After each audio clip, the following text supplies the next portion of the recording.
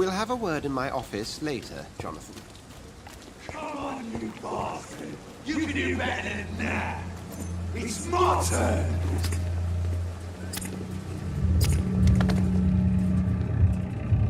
Rotten autocracy. Each heart contains the seeds of life. Drink at this river. Try it all.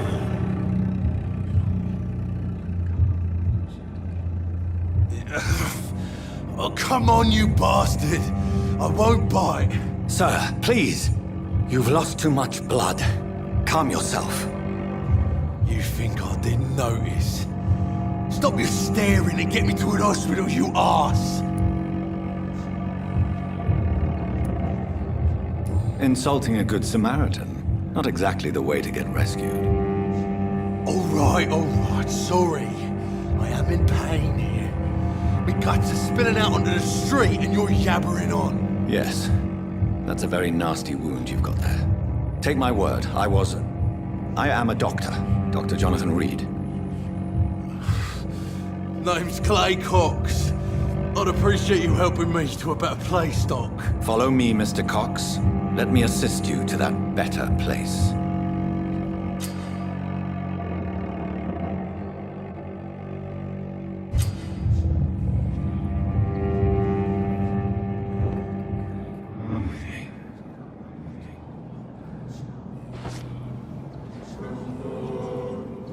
Bring this fading light into the shadows.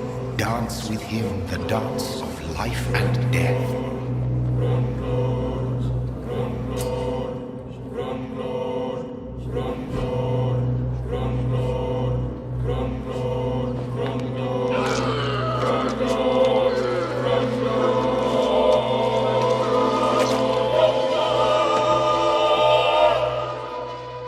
In the back, you bastard! Didn't have the guts to fight me. Fuck you. I'll kill you. I'll kill you.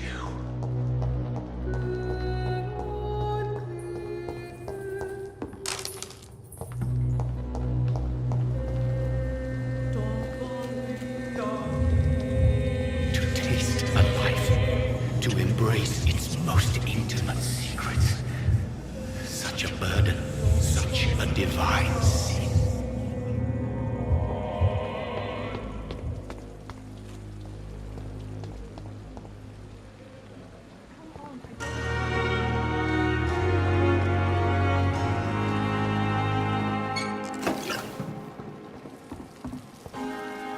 Doctor, where have you been? I've little time to play hide and seek with new staff members, no matter how illustrious they may be. I apologize, nurse. I needed some time to myself. This has been the longest and strangest night of my life. You delivered poor Mr. Hampton from a terrible fate. The means to that end should be of little concern, Doctor. Thank you, nurse. What can I do for you? Dr. Swansea insisted we provide you a quiet office. You'll find it on the second floor with your name on the door. Thank you. Nurse Crane, isn't it? Yes, Dorothy Crane. Welcome to Pembroke Hospital, Dr. Reed. Your office has been prepared. I would like to ask a few questions first. And Mr. Hampton, the patient we brought in, how does he fare? I gave him a sedative to help him sleep. Poor thing was in quite a state of shock. What kind of man is Dr. Swansea? Well, you accepted the job from him. I thought you would have known about your employer. Apologies, I've only just met him the once. This is sudden. I've only just returned to England. Dr. Swansea is a brilliant surgeon and the most compassionate physician. It's right to assume Dr. Swansea knows far more about me than I do about him. You'll get to know him soon enough, and better than me. The administrator has better things to do than mix with us. Thank you, Nurse Crane.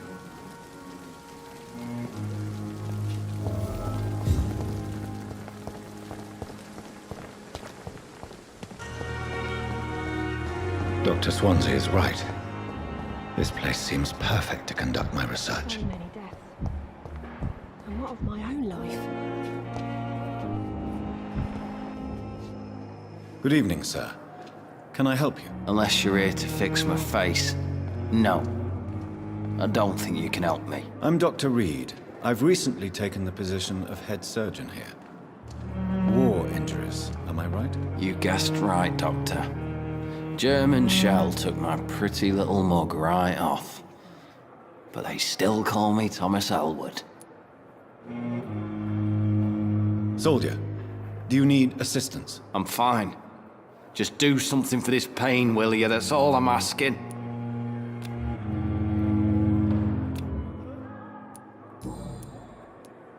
How is your stay with us, Mr. Elwood? Oh, it's bliss. I just escaped death in the trenches to be surrounded again by the moans of the dying. Can I ask you precisely why you're a patient here? It's the pain, sir. The drugs don't work. It just hurts under the scars, if you get my drift. Who is treating you? Is someone in particular looking after your case? Nobody since the old and tired doctor spoke to me. Started to think I was forgotten about. Wouldn't blame you. You don't seem worried by that. My face hurts so much more when I smile or cry. I've learned it's easier not to speak. But be assured I'm smiling inside.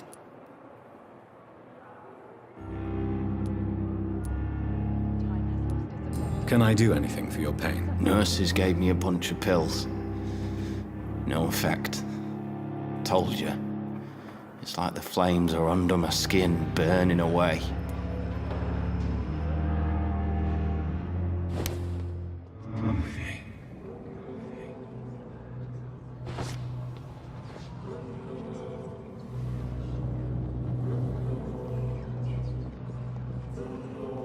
I wonder what your last thoughts would be,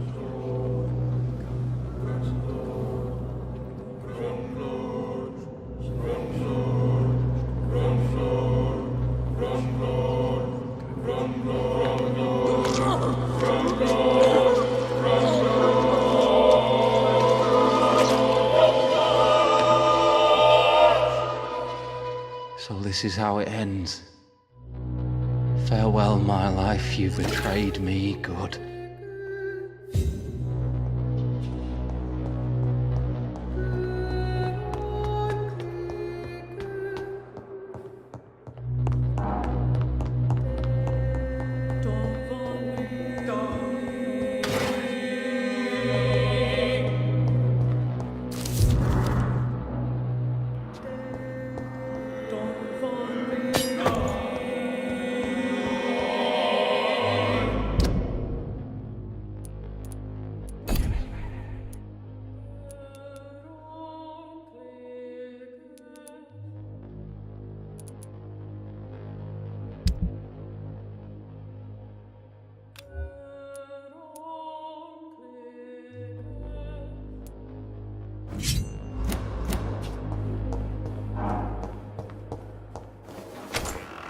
This must be the place.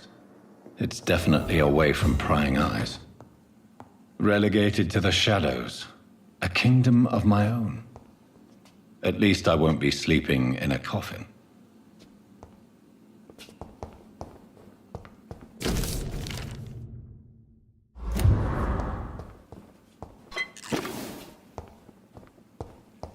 The flower's dying. It needs water.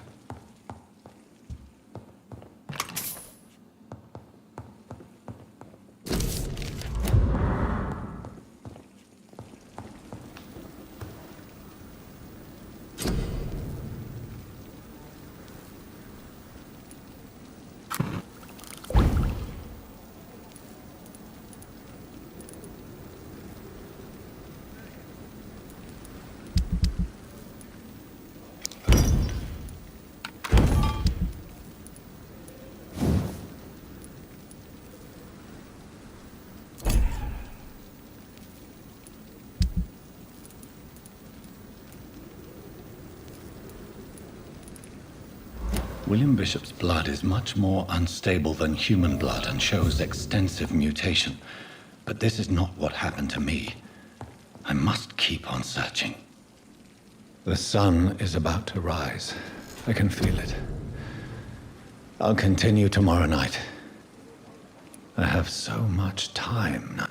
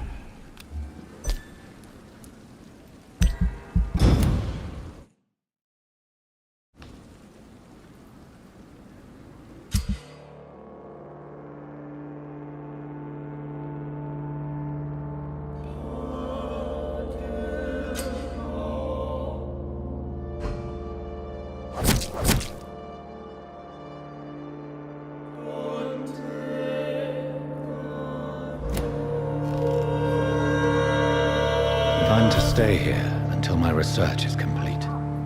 I'd better learn to hide my true nature from the mortals. But what about my thirst for blood? I not want to make wait, Doctor. I have patients to attend. Yes, Nurse Crane? How can I help you?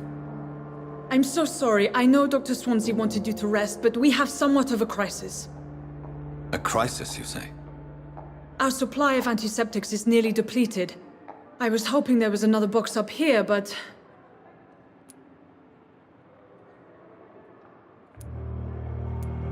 Sorry. There's nothing here. Some of the patients won't last the night without them. Honestly, sir, I'm beside myself. I may have a solution. In France, during the war, drugs shortage was a daily problem, and we had to use our wits to overcome the shortages. However do you mean? If combined correctly, certain household chemical products can be used in a pinch instead. Now, where's the hospital storeroom? The storeroom? Fat chance. This is the Pembroke, and space is luxury we don't have. Everything used to be stored in the old morgue. Perhaps I should look there first. Where is this morgue? It's the large building behind the hospital. You'll need to go in the back door because it's been sealed off for sanitary reasons. Take this key. It opens a small back entrance at the end of a narrow street. The abandoned morgue behind the hospital. A small door at the end of a narrow street. On my way, then. Thank you, nurse.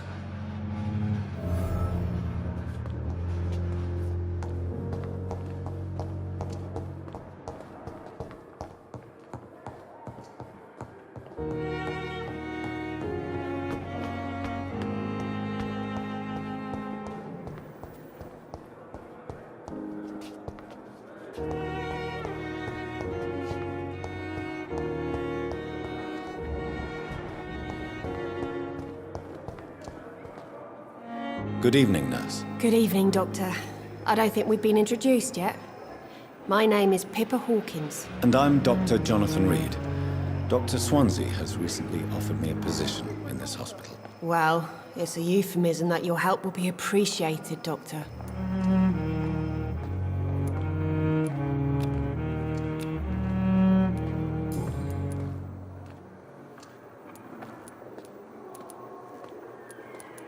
How would you describe the situation at the Pembroke Hospital? It's serious. The flu is wreaking havoc amongst the staff and patients. We are running out of everything. You must get a hold of yourself, nurse. Sorry, I'm exhausted. No one has any idea when this epidemic will be over. Nurse Hawkins, the Spanish flu won't last forever. Even the Black Plague didn't kill everyone. I wish I could believe you. But what if this epidemic was worse? What if in the end, nobody was spared?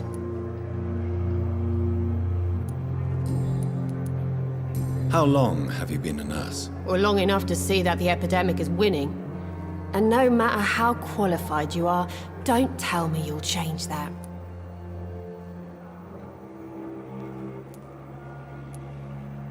You'd be surprised what dedication can achieve, Nurse Hawkins. In medicine, sometimes we're just a test result away from a miracle.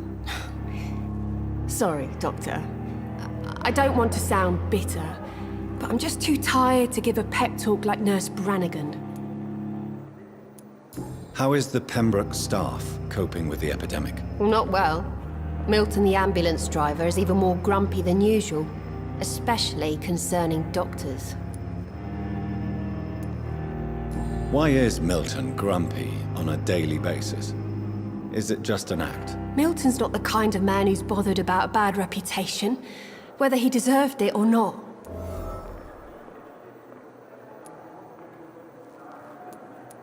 Why does Milton dislike doctors? I don't know. Just ask him. But be warned, Milton is not the chatty type.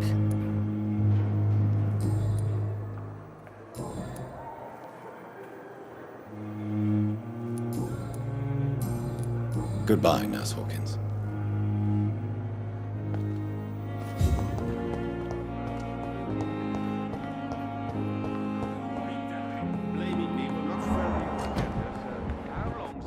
Take to fix me properly? A month? A year? You have the right to disapprove of a...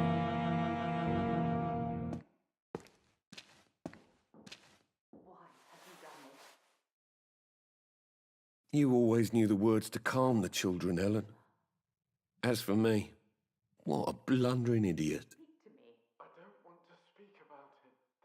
Good evening, Doctor.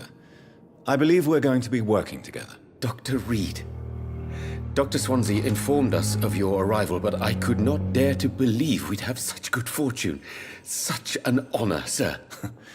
Thank you. And you are? I am Thoreau Strickland, Dr. Thoreau Strickland. I'm a great admirer of your work, Dr. Reed.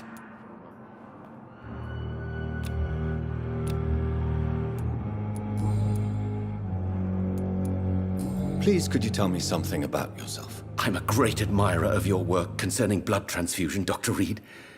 I run my own experiments. I'm convinced it's the future. What made you choose to be a doctor? I'm not ashamed to admit you and your work have inspired me.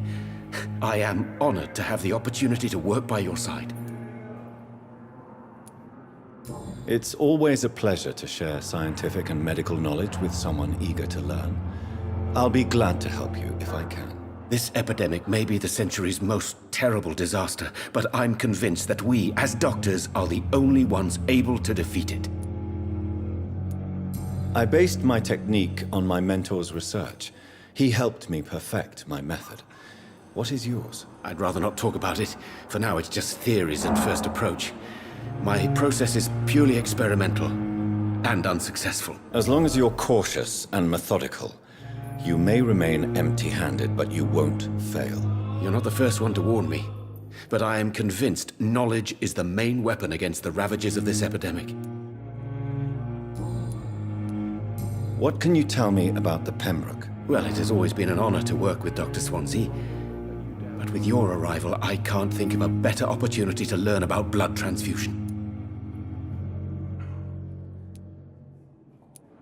Do you need help with anything in particular? Well, yes, maybe.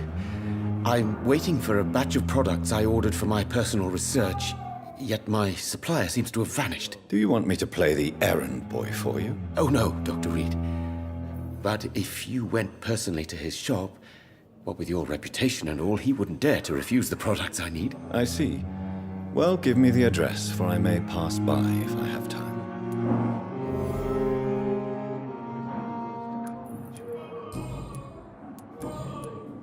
Goodbye, Dr. Strickland.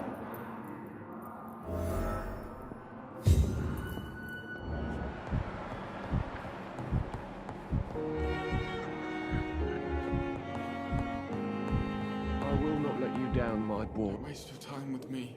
Good evening, sir. I'm Dr. Reed. May I help you? I don't know if a third opinion is needed. Your colleagues are already arguing about my condition. I see. Would you mind telling me more about your situation? I'm Harvey Fiddick. All I want is to get me bloody arm fixed properly.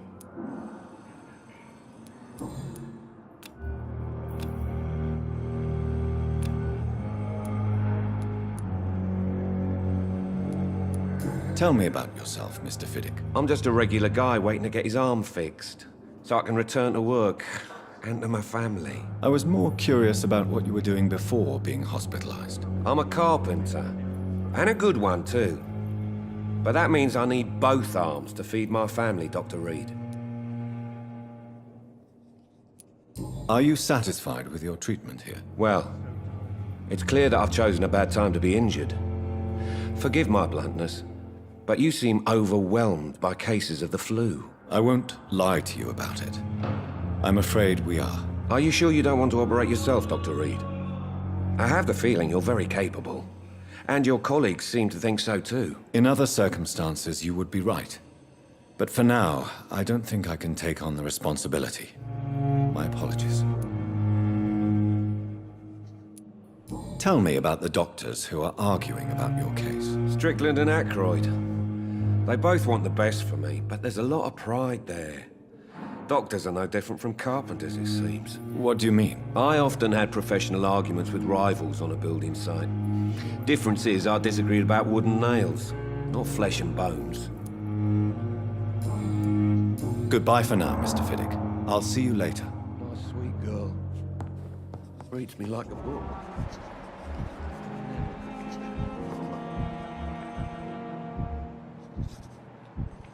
I'm so tired. Will this shift never end? I will not let you down, my boy. Good evening, sir. I'm Dr. Reed. I believe we're going to be colleagues. Reed? Yes, I've been informed about your arrival. I'm Waverly Ackroyd. Welcome aboard, I suppose. Does my arrival inconvenience you in some way, Dr. Ackroyd? Let us just say that I don't particularly share Dr. Swansea's enthusiasm for hiring you. What we need here are reliable professionals, not overrated dabblers.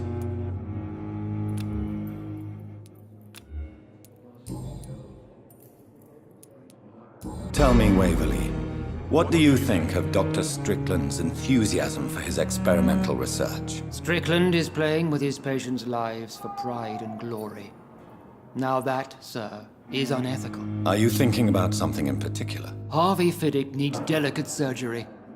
I believe we should stick to the usual procedure, but my young colleague obviously disagrees.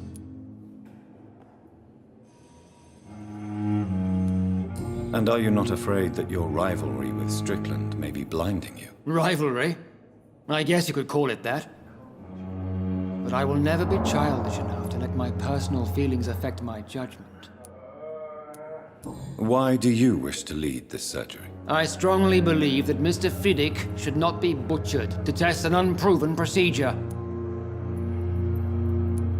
If you are going to lead this surgery, I'm trusting you to assume the consequences of your actions, whatever the result. I'm not the kind of man who runs away from his responsibilities, Dr. Reed. There is no need for you to be looking over my shoulder. Thank you for your time. We'll talk later.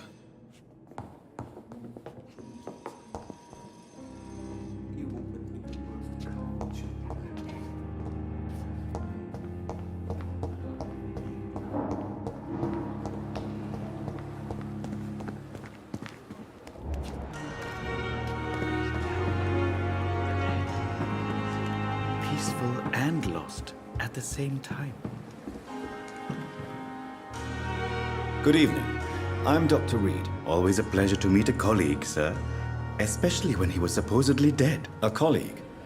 Are you a doctor too? Not anymore, sir. I used to be Dr. Rakesh Jadana. Now, I'm just Mr. Jadana, pawnbroker and humble guardian of this morgue. What do you mean, you used to be a doctor? Was your license revoked? No, sir. It is just that I like to be precise. I run a little pawn shop while taking care of the dead. But I used to be a real doctor.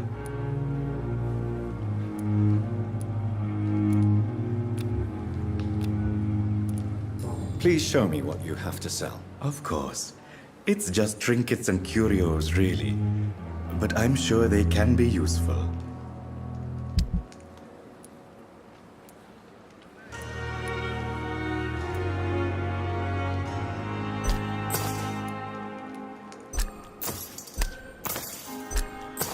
It never ceases to amaze me how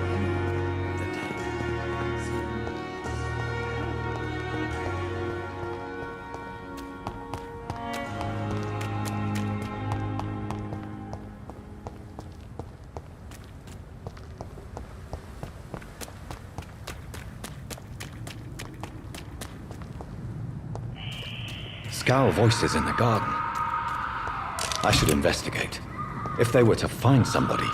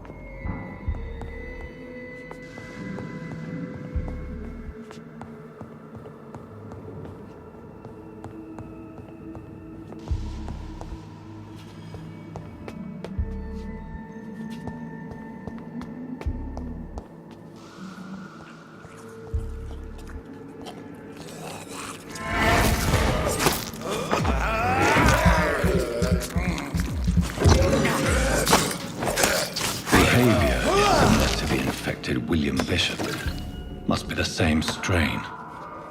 This sickness moves faster than influenza.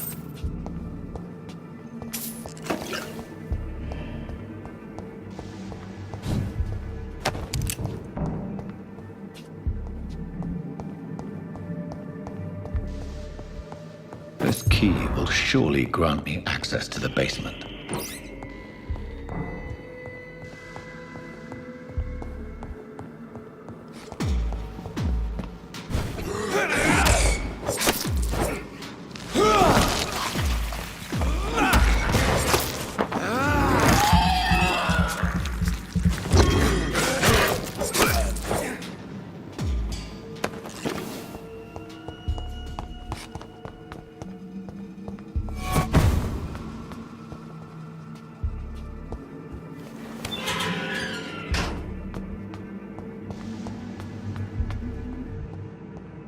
These scowls feed from corpses and the husks of animals.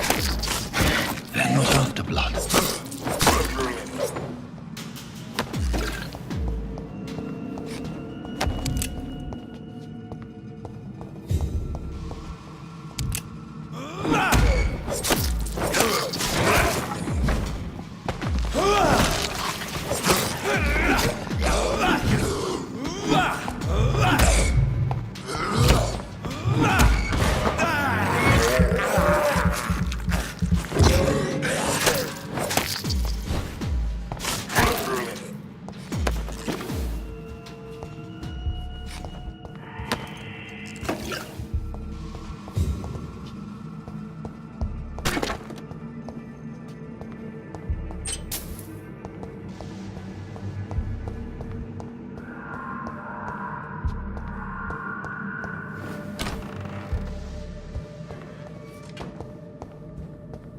It's locked, all right.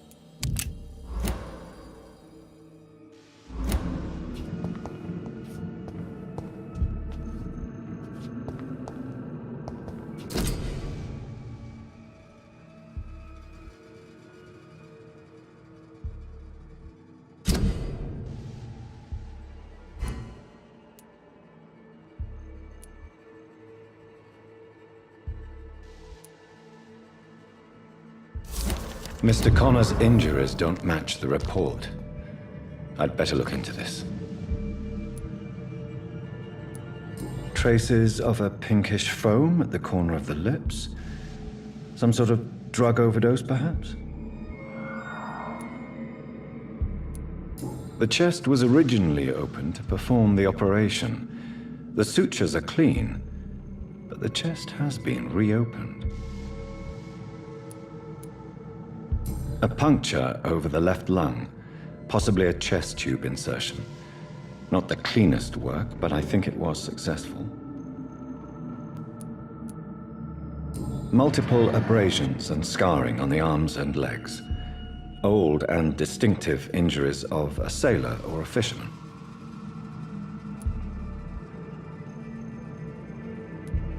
Signs of internal bleeding.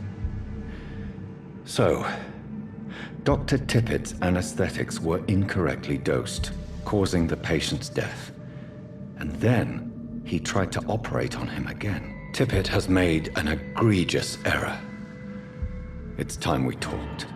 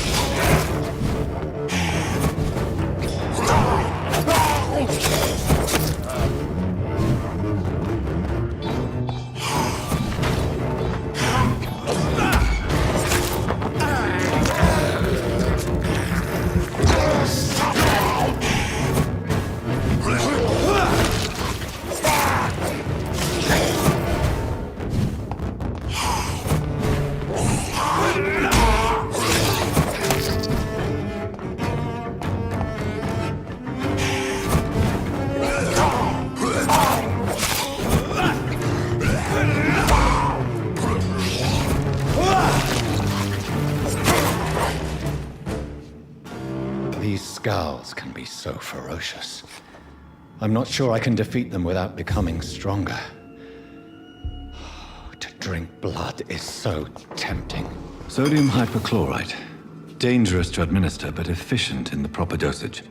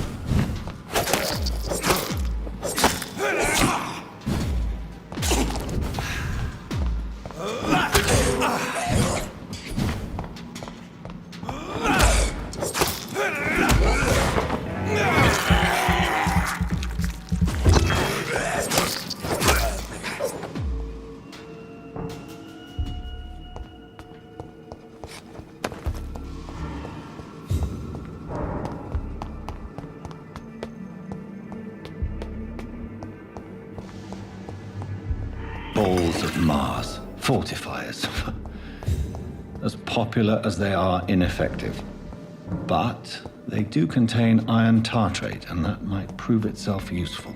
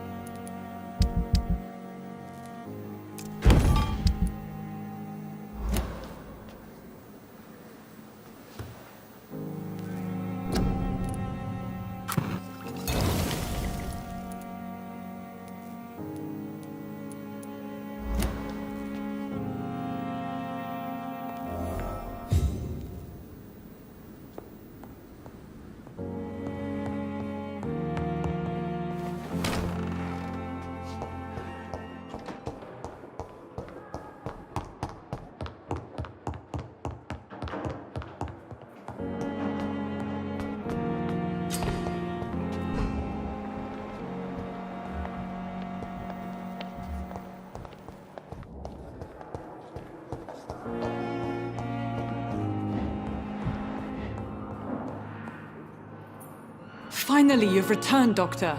Did you find anything of value? Yes, nurse. You've worked your first miracle, Doctor. Now, this patient here needs immediate treatment. Duty calls. When the storm has passed, I'll show you how to mix the remedy yourself with the same basic ingredients. Many thanks, Doctor. When you've finished, you ought to report to Dr. Swansea in his office. He's been looking for you. Seemed pressing.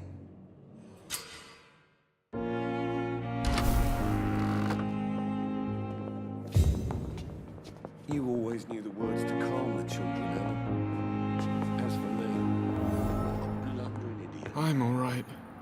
Don't waste your time with me. Good evening. I'm Dr. Reed. Can I help at all? No, Really?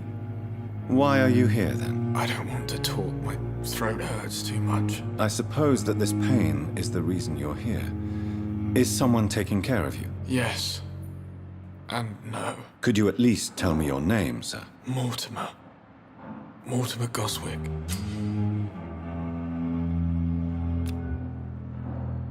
Do you need any help? I'm afraid I may, sir. I don't mean to be a burden. You are not a burden, sir. Healing you is my responsibility. And you have my gratitude for that.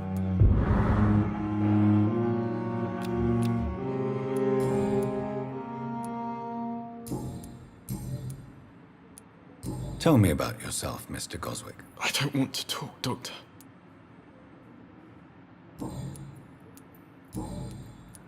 How painful is your throat, Mr. Goswick? So painful I'd rather not talk at all, Doctor. I'll let you get some rest, then. I'm all right. Don't waste your time with me.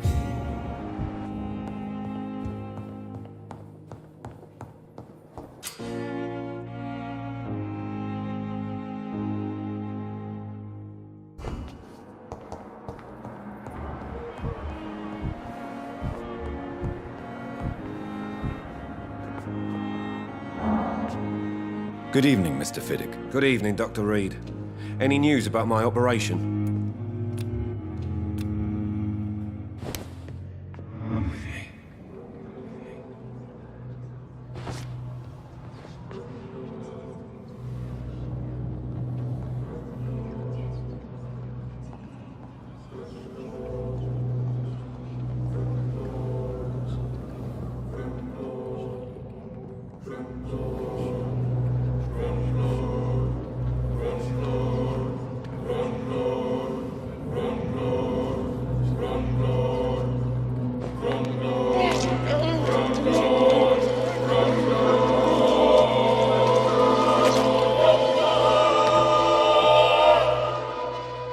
All I wanted was to go back to work, to take care of my children.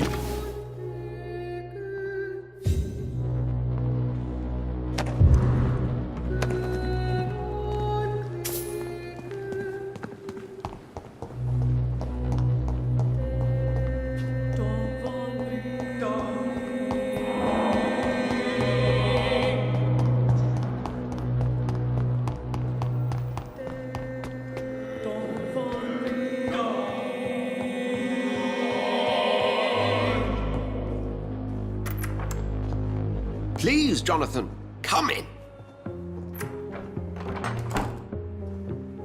Fascinating, is it not? In the last decade, so many mysteries have been brought to light with our microscopes. The human body, biology's penultimate frontier. The more we explore its boundaries, the less we're able to trace a clear line between life and death. You, my friend, have a foot in both countries. The view must be vertiginous. It's at least as vertiginous as chatting about vampires with you, I would say. This must be all so new to you. This area of town, the hospital, a brand new life. How stimulating it must be. I wish I could share your enthusiasm, Dr. Swansea. But my condition defies scientific categorization. Undead? Unalive? Immortality defies logic. I cannot express my thrill at this serendipitous turn of events. The world's most eminent specialist in blood transfusions, a vampire. One might say a gift from heaven. I'm a dead man. I was murdered. Now I'm a murderer. Tell me how this is a gift. Forgive me. I've been an admirer of your work for a long time, and now you are so much more than a brilliant physician. And please, call me Edgar. I'm not some doe-eyed student, Edgar. I understand we both have something to gain from this relationship. Very well. I have a task for you, Jonathan. Something that will require all your newfound skills. Please, go on. The Pembroke only survives through the generosity of our benefactors. Unfortunately, our main donor has found herself in a bit of a bind. Now, if you could help her out... A spokesman or politician is what you need. That's not my calling. And until I come to understand what has happened to me, I require discretion. Discretion is in order, Jonathan. Lady Ashbury has recently received rather indelicate correspondence that, if revealed, would jeopardize her position. And you would like me to eradicate this threat? By the stole, of course not. I would just like you to pay her a visit. Her ladyship is certainly near the tents outside, tending the sick. You can't miss her. Look for someone impossibly delicate. Accepted. I'll see what kind of trouble Lady Ashbury is in.